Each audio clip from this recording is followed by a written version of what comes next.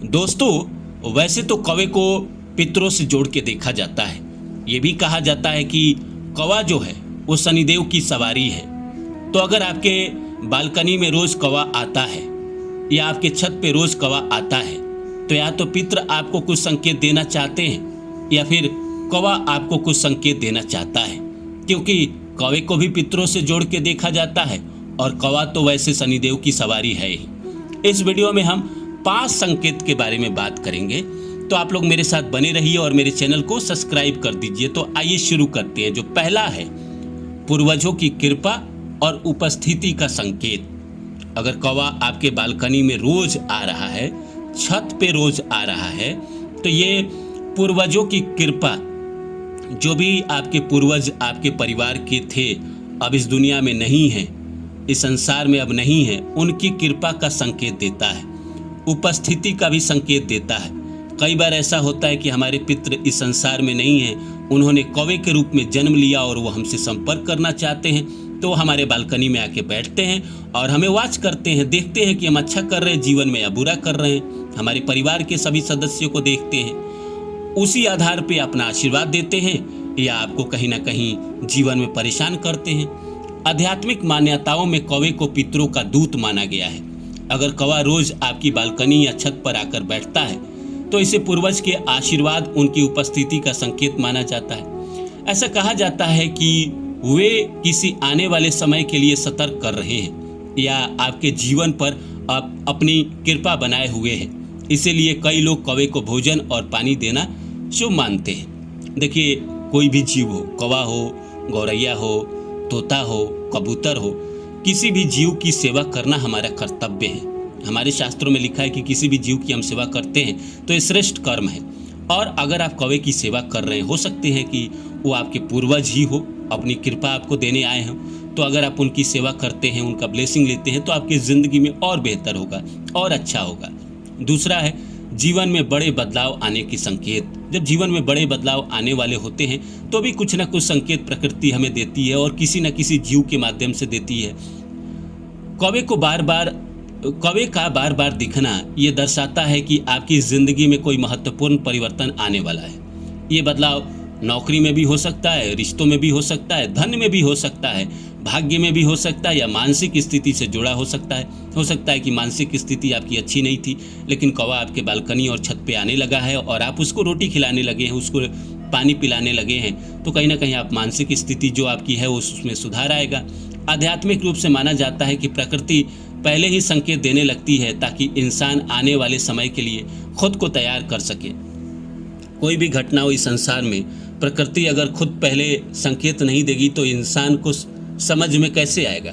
वैसे बहुत सारे लोग नहीं समझ पाते हैं, बहुत सारे लोग समझ जाते हैं, प्रकृति के इशारों को समझ जाते हैं। जो स्पिरिचुअल है, ये 100% सही है कि जो इंसान स्पिरिचुअल है, भगवान में जिसकी आस्था है, भगवान को जो पूजता है, भगवान पे भरोसा रखता है, वो प्रकृति के संकेतों को समझ जाता है।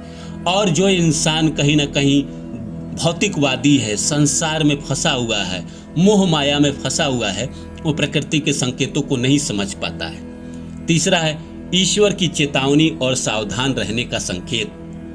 अगर कौवा लगातार आवाज़ करे या बार बार घर के सामने बैठे रहे तो इसे एक चेतावनी संकेत भी माना जाता है। ये दर्शाता है कि आपको अपने फैसले, आसपास के लोगों और अपने कर्मों पर ध्यान देने की ज़रूरत है। कई मान्यताओं के अनुसार प्रकृति और पक्षी इंसान के जीवन में समय समय पे संकेत देते रहते हैं ताकि वो गलत रास्तों से बच जाए। एक मेरा दोस्त अपने कमरे में सोया हुआ था और उसके खिड़की के पास कौवा आकर आवाज़ कर रहा था, लेकिन वो जग ही नहीं रहा था। खिड़की से वो अंदर चला आया तो भी नहीं जगा। उसके बेड के पास आकर ज़ोर ज़ोर से आवाज़ किया, तब उसकी नींद टूटी। उसने कौवे को भगाया, लेकिन 20 दिन के बाद उसका एक्सीडेंट हो गया और उसका कम से कम 1 साल खराब रहा। आज भी वो इस बात को कहता है कि अगर मैं उस दिन उस कौवे के संकेत को समझ गया होता तो मैं शायद अपने आप को बचा लेता, लेकिन इंसान नहीं समझ पाता है और नहीं बचा पाता है। तो प्रकृति हमें संकेत देती है, हम नहीं समझ पाते हैं। आज भी गांव के लोगों से आप बात करिए, वो कौवे के आवाज़ और टोन को पकड़ के बता देते हैं कि कुछ बुरा होने वाला है। कभी किसी का एक्सीडेंट वगैरह हुआ तो कौवे जो गांव में होते हैं वो पहले ही बता देते हैं। अभी कहीं और हुआ, लेकिन उनकी जो काँव की आवाज़ है उससे लोग पकड़ लेते हैं कि कुछ बुरा बोल रहा है, लोग राम राम करके उसको काटने की कोशिश करते हैं, लेकिन कौवा संकेत बता देता है। चौथा है नकारात्मक ऊर्जा दूर होने और सकारात्मकता बढ़ने के संकेत। ये भी होता है, सिर्फ नेगेटिव नहीं होता है, पॉजिटिव भी होता है। स्पिरिचुअल मान्यताओं के अनुसार कौवा आसपास की ऊर्जा को महसूस करने वाला पक्षी माना जाता है।